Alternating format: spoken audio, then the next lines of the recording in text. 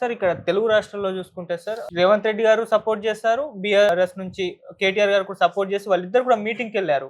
కాకపోతే ఆంధ్రప్రదేశ్ నుంచి ఇటు చంద్రబాబు నాయుడు గారు వెళ్ళలేదు, పవన్ కళ్యాణ్ గారు వెళ్ళలేదు. వాళ్ళు కూటమిలో ఉన్నారు కాబట్టి వాళ్ళు పక్కన పెడితే జగన్మోహన్ రెడ్డి గారు ఇప్పటి వరకు తన స్టాండ్ ఏంటో తీసుకోలేదు. అంటే సౌత్ ఇండియా నుంచి అందరు లీడర్లు కూడా మీటింగ్‌కెళ్లారు. దీనికి మద్దతు తెలిపారు. కానీ మరి ఆంధ్రప్రదేశ్ నుంచి మాత్రమే అసలు వాయిసే చెప్పలేదు. కూటమిలో ఉన్న ఈ 2 పార్టీలకు సపోర్ట్ చేయవు కాబట్టి మరి జగన్మోహన్ రెడ్డి గారు స్టాండ్ ఎందుకు తీసుకోవట్లేదు అంటారు సార్? అంటే 2, 3 ఉన్నాయి దీంట్లో సమస్యలు. సరే తెలంగాణ నుంచి ఇది చిన్న రాష్ట్రము హ్మ్.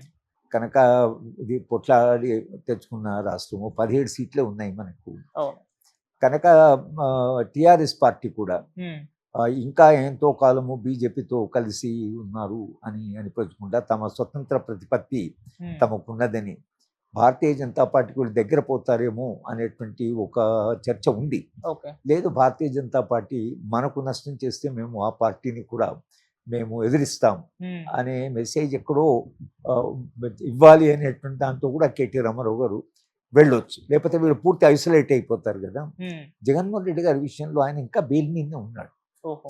ఆయన విషాదం ఏంటంటే ఆయన ఇంకా సమస్యలోనే ఉన్నాడు. హ్మ్. 5 ఏళ్ళు ముఖ్యమంత్రి ఉన్నా ఆయన మీద కేసులు ఉన్నాయి. హ్మ్. ఏమాత్రము భారతీయ జనతా పార్టీని కాదని, కేంద్ర ప్రభుత్వాన్ని కాదని హ్మ్. ఆయన వెళ్ళి ఈ మొత్తం కూటమిలో చేరితే తనకు కొంత ప్రమాదం అనేది ఆయన సలహాదారు చెప్తుంటారు. హ్మ్. మీరు వాళ్ళతో పెట్టుకోకండి, కొట్లాడితే చంద్రబాబుతో కొట్లాడండి. చంద్రబాబుతో కొట్లాడి భారతీయ జనతా పార్టీ మీద వాళ్ళు ఇప్పుడు అవకాశవాద పార్టీగా మారింది. ఎవరితో ఉంటే వాళ్ళతో అలయన్స్ పెట్టుకుంటున్నారు. హ్మ్.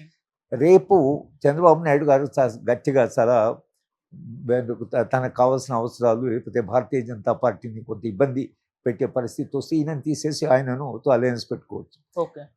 జగన్మోహన్ రెడ్డి గారు కూడా మార్జిన్స్ మీద కూర్చొని తన అవకాశాలు తాను చూసుకుంటున్నాడు. హ్మ్. చంద్రబాబు నాయుడు గారు కూడా వీళ్ళని ఎక్కడ అంటే హర్ట్ చేసి బీజేపీని ఆయన ఇప్పుడున్న పరిస్థితులు తన రాష్ట్రము, తన ముఖ్యపట్టణం ఇవన్నీ ఉన్నాయి కాబట్టి ఆయన హర్ట్ చేయి.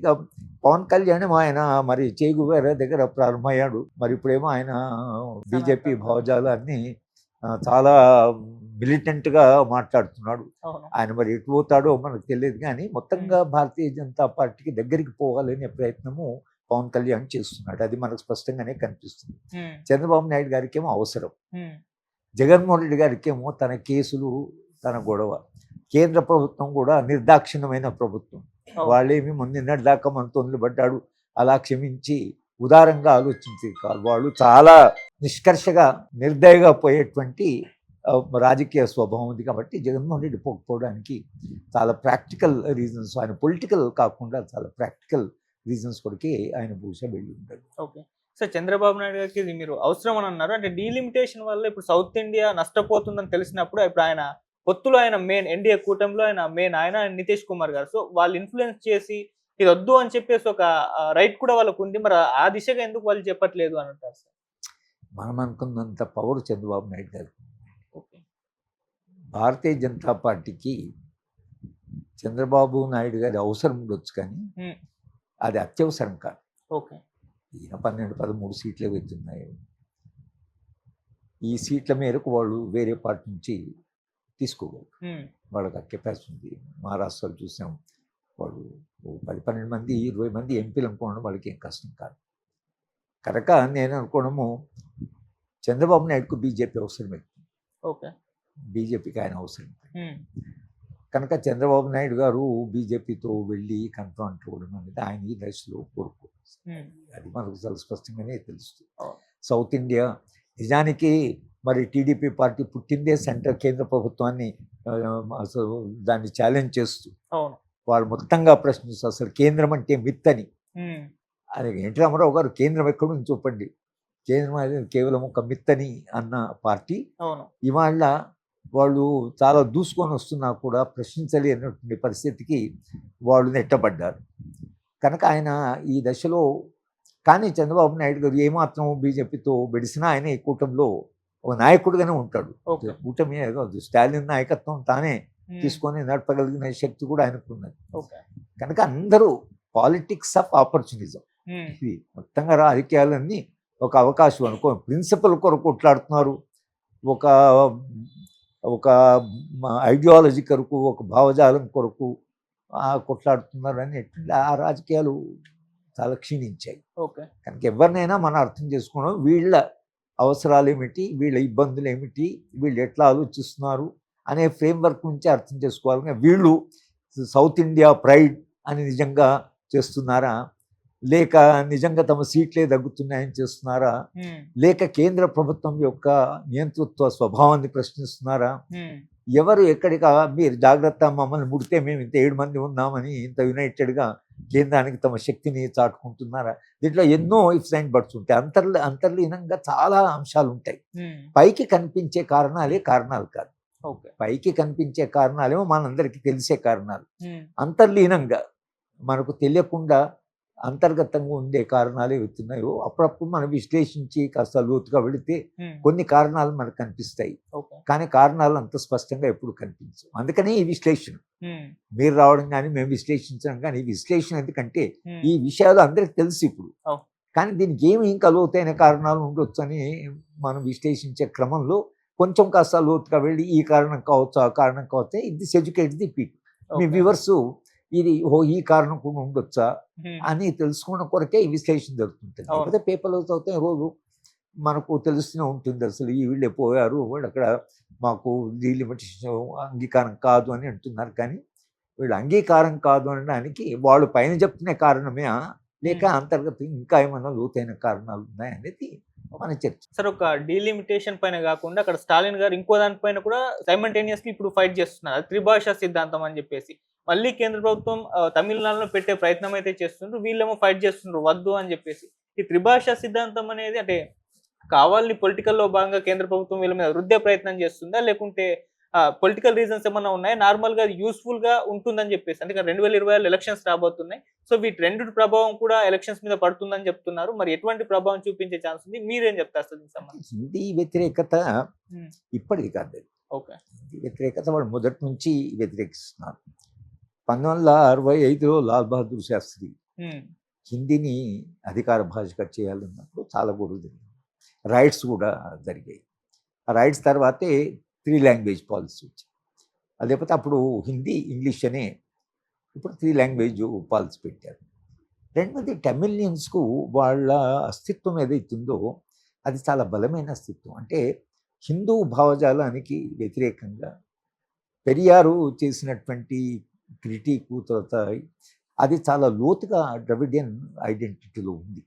కనుక వాళ్ళు అంత సులభంగా లొంగేటువంటి వాళ్ళు కాదు. కల్చర్లో కావాల్సిన మన ప్రాంతాలు తీసుకుంటే ఏదో ఒక స్థాయిలో కల్చరల్గా ఉత్తర భారతదేశం కొంత ఐడెంటిటీ ఉండొచ్చు. కానీ తమిళనాడు వరకు వాళ్ళు కంప్లీట్గా ఒక భావజాలాన్ని వ్యతిరేకించిన వాళ్ళు. ఎందుకంటే పెరియార్ చౌత మనకు తెలుస్తుంది, ఆయన హిందూ మతాన్ని గురించి ఎంత కఠినంగా ఆయన ఒకరు ప్రశ్నించాడు, కఠినంగా రాశాడు అని మనం చూడొచ్చు. కనుక అది కూడా దీంట్లో ప్లే చేస్తున్నది. మూడవది నేను ముందు చెప్పినట్లుగా వీళ్ళకి నియంతృత్వ స్వభావం ఏదైతే, ఆధిపత్య స్వభావం ఏదైతే కేంద్ర ప్రభుత్వానికి వచ్చిందో, వాళ్ళు రాష్ట్ర ప్రభుత్వాల పట్ల ప్రవర్తిస్తున్న తీరు చూస్తే వాళ్ళు వీళ్ళందరినీ గౌరవించి ఇది ఒక సమాఖ్య వ్యవస్థ, ముఖ్యమంత్రి కూడా అంతే స్థానం ఉంటుంది, ప్రధానమంత్రి కేంద్రం ఉన్నట్టుగానే రాష్ట్రంలో కూడా ముఖ్యమంత్రికి అంత స్థానం ఉంటుంది అని నెహ్రూ గారు అంగీకరించారు. ఈవెన్ ఇందిరాగాంధీ ఒక స్థాయిలో అంగీకరించింది. రాజీవ్ గాంధీ అయితే సరే అందరినీ కలుపుకొని తీసుకోవడానికి ప్రయత్నం చేశారు. జనతా పార్టీ కూడా అన్ని పార్టీలను కలుపుకోవడానికి ప్రయత్నం చేశారు. భారతీయ జనతా పార్టీ ఒకటే తమలో కలిసిన, తమకు దగ్గర ఉన్న ఆ ఆధిపత్య భావజాలం ఏదైతుందో, ఆ ఆధిపత్య భావజాలం ఉంది కాబట్టి, లేదా ఆధిపత్యం యొక్క ప్రవర్తన ఉంది కాబట్టి భాష ఆధిపత్యానికి ఒక సాధనం. ఓకే. మీ కల్చర్ను మేము డామినేట్ చేయాలంటే భాష మీకు కంట్రోల్ చేస్తుంది. అందుకనే బ్రిటిష్ వాడు ఇంగ్లీష్ భాషను తీసుకొచ్చి ఇంగ్లీష్ భాషను ఈ దేశంలో ప్రవేశపెట్టి ఆ భాష ద్వారా సృష్టింపబడ్డ మధ్యతరగతి బ్రిటిష్ వాడికి విధేయులుగా ఉండి వాడు భాష ద్వారా కూడా కంట్రోల్ చేశాడు. ఇవాళ హిందీ మన భాషే కావచ్చు, కానీ హిందీ అంటే ఒక భాషను వ్యతిరేకించడం వేరు, కానీ భావజాలాన్ని వ్యతిరేకించడం వేరు. తర్వాత దానికి ఉండేటువంటి ఈ మన నియంతృత్వము, తర్వాత ఈ అధికారం ఏదైతుందో దాన్ని వ్యతిరేకించడం వేరు.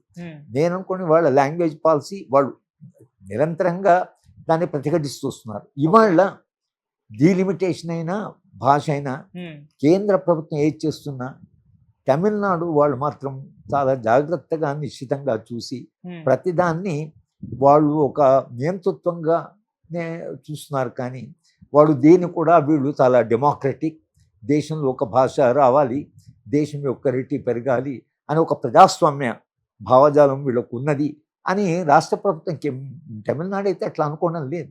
అందుకని వాళ్ళు మొదటి నుంచి వాళ్ళు అపోజ్ చేస్తున్నారు. మొదటి నుంచి భారతీయ జనతా పార్టీ విధానాల్ని, చాలా విధానాల్ని, నేషనల్ ఎడ్యుకేషన్ పాలసీని కూడా వాళ్ళు రిజెక్ట్ చేశారు. ఎందుకంటే మీరెవరు మమ్మల్ని నియంత్రించడానికి, ఈ నియంతృత్వం ఏమిటి అనే దాన్ని వాళ్ళు ప్రతిఘటిస్తున్నారు. ప్రతిఘటించే క్రమంలో మిగతా వాళ్ళని కూడా కలుపుకుంటున్నారు. మిగతా వాళ్ళు కూడా ఎందుకు పోతున్నారంటే వీళ్ళకు కూడా ఈ ఆధిపత్య ప్రవర్తన ఏదైతే కేంద్రంది వాళ్ళు కూడా దాన్ని సహించడం లేదు. వీళ్ళు ఎప్పుడు వచ్చి మన మీద పడతారు అన్నట్టు చేశారు. మొత్తంగా దేశంలో ఒక భయానక వాతావరణం, అందరికీ అభద్రతా భావం, మన మీద వీళ్ళు ఎప్పుడు వచ్చి దాడి చేస్తారో, మన మీద ఎప్పుడు వీళ్ళు నియంత్రిస్తారో అనేటువంటి ఒక పొలిటికల్ కల్చర్ ఎత్తునో దానివల్ల ఇవన్నీ మనం ఇవాళ చూస్తున్నాం. లేకపోతే హిందీ భాష నేర్చుకోవాలని తమిళియన్స్ కూడా కాలంలో ప్రయత్నం చేశారు. అప్పుడు ఒక కాలంలో హిందీ భాష తమిళ్ నేర్చుకోవాలనే ప్రయత్నం చేశారు. కానీ ఇప్పుడు ఇంకా మరి వ్యతిరేకత పెరిగింది. ఇంకోటి అంటే ఆ పార్టీ యొక్క సర్వైవల్ కొరకు కూడా వీళ్ళు ఏమాత్రము రాజీ పడ్డా ఏఐడిఎంకే మీద పడిపోతుంది. చూసారా, వీళ్ళతో ఉత్తర భారతదేశంలో కలిశారు, వాళ్ళతో రాజీ పడ్డారు.